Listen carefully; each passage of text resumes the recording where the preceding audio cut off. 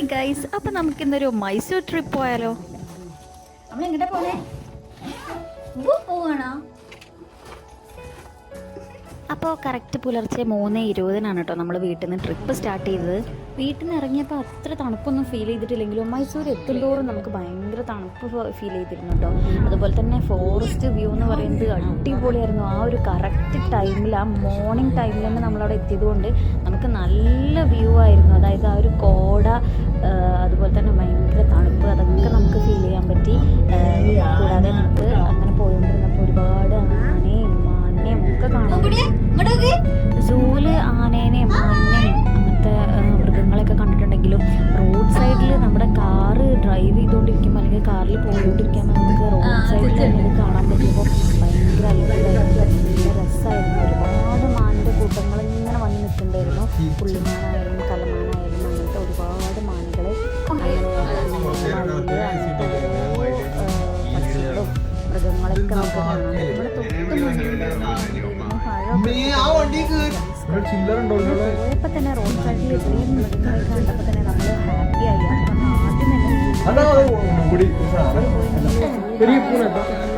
സൂവിൽ പോയപ്പോൾ ഏറ്റവും സന്തോഷമായത് നിലക്കുട്ടിക്കാണ്. ഭയങ്കര ആന, പുലി, സിംഹം പറഞ്ഞ് നടത്തിയായിരുന്നു.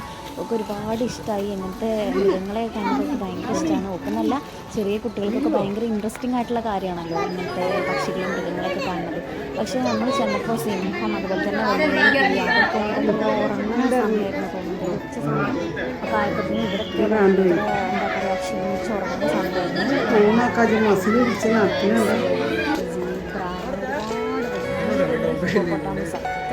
നമുക്ക് അതിൻ്റെയൊക്കെ വലിപ്പം കണ്ടെങ്കിൽ ഞാൻ ആകെ അന്തം വിട്ടുപോയി. അത്രയും വലിപ്പത്തിലുള്ള ഹിപ്പോപ്പൊട്ടാമസ്, ജീവനൊക്കെ കാണാൻ നല്ല ഭംഗിയായിരുന്നു കേട്ടോ.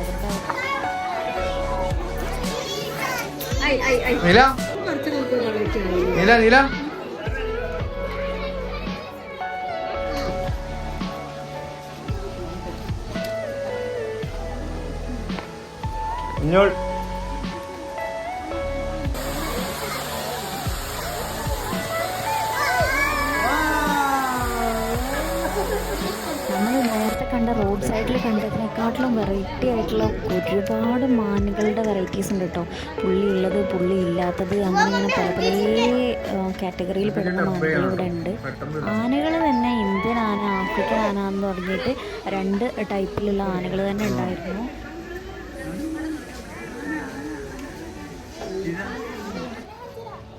നിലക്കുട്ടി തന്നെ അവിടെ കിടന്നിങ്ങനെ ആറാടുന്നു. അവൾക്ക് കൈ പിടിക്കാൻ പറ്റില്ല, അവൾക്ക് ഒറ്റയ്ക്ക് നടക്കണം, ഓടണം, അങ്ങനത്തെ ഓരോ ആഗ്രഹങ്ങളായിരുന്നു കൊടുക്കേണ്ടിരുന്നത്.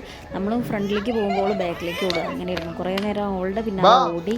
പിന്നെ നമുക്ക് ഒരുപാട് നേരം, ഒരു 3-4 മണിക്കൂർ നമുക്ക് ആസ്വദിച്ച് കാണാൻ പറ്റിയിട്ടുള്ള അത്രയും അനിമൽസ് ഉണ്ട്. പക്ഷികളും പൂച്ചകളും അതുപോലെ തന്നെ പല തരത്തിലുള്ള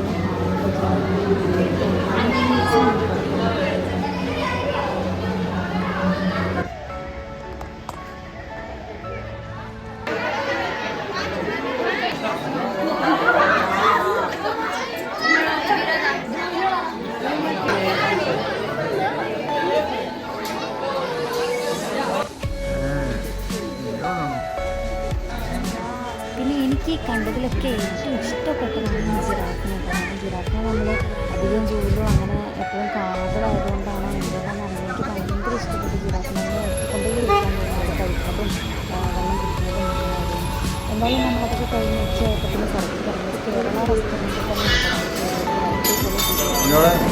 പറഞ്ഞു. ബിരിയാണിക്ക് അവിടെ 220 rupees-ആണ് കേട്ടോ അത് ചാർജ് ചെയ്യുന്നത്. കുഴപ്പമില്ലാത്തൊരു ക്വാണ്ടിറ്റിയിലുള്ള ബിരിയാണി. ഇപ്പോൾ ഈ നടന്നുകൊണ്ടിരിക്കുന്നത് പാലസിലേക്കാണ്. നമുക്ക് ആദ്യമേ പാർക്കിങ്ങിന് സ്ഥലം കിട്ടിയത് ഇവിടെ തന്നെയാണ്. ഇവിടെ നിന്ന് നമ്മൾ ജൂലിലേക്ക് നടക്കുകയാണ് ചെയ്തത്. അപ്പം നമ്മൾ പാലസിലേക്ക് വരുമ്പോൾ അവിടെയും 120 rupees-ആണ് നമുക്ക് എൻട്രി ഫീ ആയിട്ട് വരുന്നത്. കൂടാതെ നമ്മൾ അകത്തേക്ക് ചെരുപ്പിടാൻ പറ്റില്ല. അവിടെ പുറത്ത് തന്നെ നമ്മൾ കൗണ്ടറിൽ ചെരുപ്പൊക്കെ ഏൽപ്പിക്കണം. അതിനുശേഷം നമ്മൾ അകത്തേക്ക് കയറുമ്പോൾ ഭയങ്കര തിരക്കായിരുന്നു. വെക്കേഷൻ ടൈം ആയതുകൊണ്ടാണ് നല്ല ഭയങ്കര തിരക്കായിരുന്നു പാലസിൽ കയറുമ്പോൾ. പക്ഷേ അതിന് കുറച്ചൊന്നും കഴിഞ്ഞപ്പോൾ നമുക്ക് ഒരു സാവകാശത്തിൽ നമുക്ക് ഫോട്ടോസൊക്കെ എടുക്കാൻ പറ്റി. എന്തായാലും അവിടുത്തെ ആംബിയൻസും അതുപോലെ തന്നെ വെള്ളത്തിൻ്റെ ക്വാളിറ്റി, ഓരോ ഡീറ്റെയിലും വളരെ മനോഹരമായിട്ട് ചെയ്ത് വെച്ചിട്ടുള്ളൊരു പാലസാണ് മൈസൂർ പാലസ്.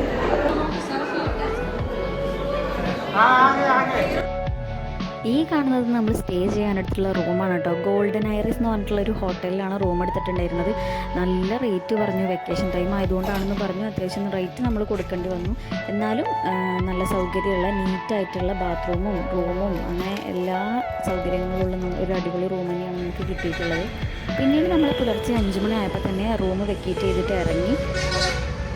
പോരുമ്പോൾ ഓരോ കാഴ്ചകളും കണ്ട് ഓരോ സ്ഥലത്ത് നിർത്തി നിലക്കുട്ടീനെയൊക്കെ ഓക്കെ ആക്കി ഞങ്ങളും തന്നെ ഒന്ന് റെസ്റ്റ് എടുത്ത് സാവകാശത്തിലാണ് കേട്ടോ വീട്ടിലേക്ക് പോകുന്നത്. പോരുന്ന വഴിക്ക് നമ്മൾ അറേബ്യൻ മജ്ലിസിൽ കയറിയിട്ട് അടിപൊളി പെരി പെരി അൽഫാം മന്തി ഓർഡർ ചെയ്തത് കഴിച്ച് ഉച്ചയ്ക്ക് ശേഷം ഒരു 3 മണി 4 മണി ആവുന്ന സമയത്താണ് വീട്ടിലെത്തിയത്.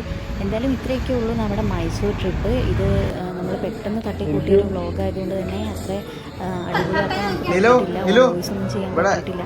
ഇനി എന്തായാലും നമ്മൾ വ്ളോഗുമായിട്ട് വരും. അപ്പോൾ അതുവരെ ബൈ ടാറ്റാ. ഇത് വീഡിയോക്ക് ഇല്ല. നിലു ഇവിടെ ഹായ് പറയ്. മാമ എടുത്തോളി.